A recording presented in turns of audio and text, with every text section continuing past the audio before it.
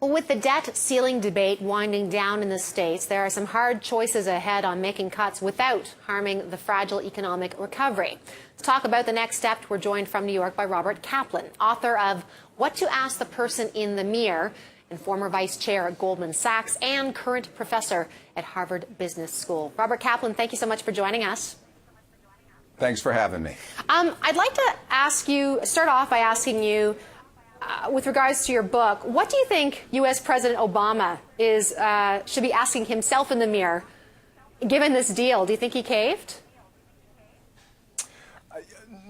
Did he cave? No. I think for Obama, the big issue actually happened back in January, where there was a Bowles-Simpson commission, you may remember, that took a very in-depth view of the economy and the budget deficit. He commissioned its members. They came up with very specific recommendations, which included cost cuts, revenues, and entitlements, and he didn't embrace their findings. And I think when he stepped away from Bowles-Simpson, his own commission, for better or worse, it gave the reins to others, particularly the Republicans, to drive this debate. So I actually think, while there was talk of a grand bargain a few weeks ago and other things, I think once he didn't embrace Bowles-Simpson, he lost the initiative on this. Okay, and where does that leave the American economy with this deal? I mean, in your opinion, is it better off or worse off with what just happened? Well, it's better off that it's over. Is it better off or worse off what just happened? I think what just happened was relatively modest. The outcome was. The process was damaging. The outcome was small and modest. And what do I mean by that? The overreaching issue going on right now is we've got a slowing economy in the United States. GNP growth is weaker. I think watching this process made it even weaker. And the big issue facing policymakers is not just how do we cut, but bigger question, how do we deleverage and still grow the economy? You know, you can cut expenses or costs. Greece has seen that, and that doesn't mean you'll deleverage. Greece has cut, and it hasn't deleveraged. We have to make cuts. We have to probably look at revenues. We probably need to make some investments, like in infrastructure. And in addition, we have to do other things, looking at regulation, et cetera, to help grow the economy, or else we're actually not going to deleverage at all. So the bigger issue that people are going to focus on here is this is a slowing economy, and we've got to do this in a much more complex, intelligent way.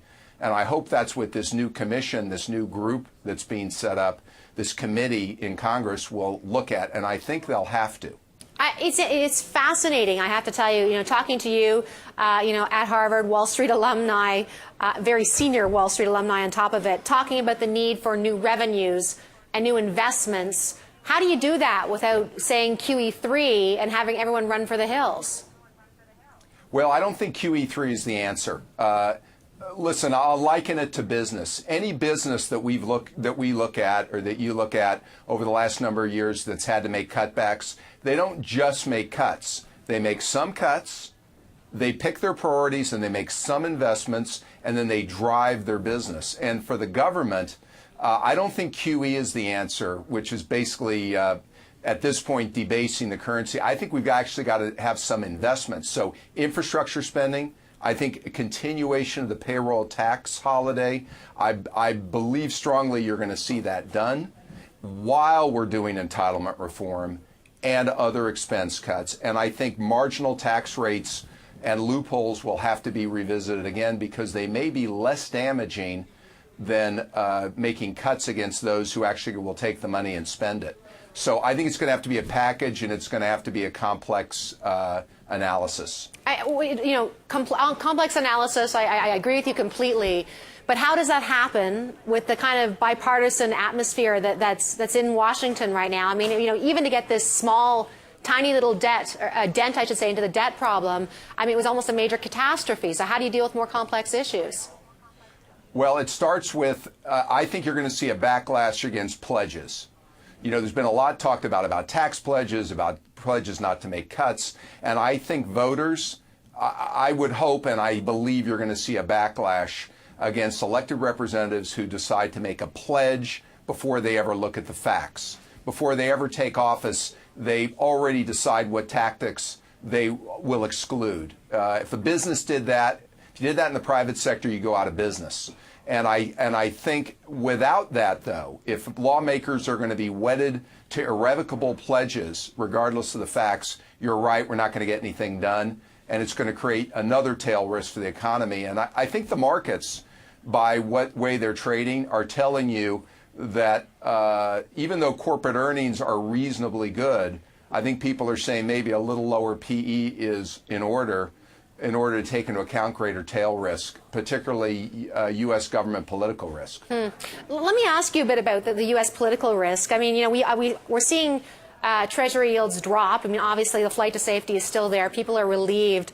But Russian Prime Minister Vladimir Putin called the U.S. a parasite today, talking about their debt problems. You know, I mean, how damaged do you think that the U.S. reputation is right now? Well, let's narrow it a bit. The U.S. political system its reputation is damaged. It's not helped. People all over the world are watching this, and they knew it would be hard, but they didn't think it would be this hard. But that's the U.S. government. I would say the U.S., though, if you go look at the companies in the United States, have got some of the greatest companies and business leaders in the world, in my opinion. And we take it for granted, but the Apples, the Googles, the Caterpillars of the world, the Pepsis, the Procter & Gambles, it's got a great business sector. But there's no question that the political process here, people are realizing is not working very well. What about, you know, I was just speaking with someone talking about cash and how much cash right now the S&P 500 companies are hoarding, for lack of a better word. You mentioned Google and Apple. They almost have, the S&P 500, $1 trillion of cash sitting there, and they're not spending. So what can be done to have your management be confident enough to spend to help stimulate the economy? Well, two things. First, a lot of that cash, I'll give you, particularly for Apple and Google, is trapped overseas. Or when I say it's not trapped, they would have to pay significant taxes to repatriate it.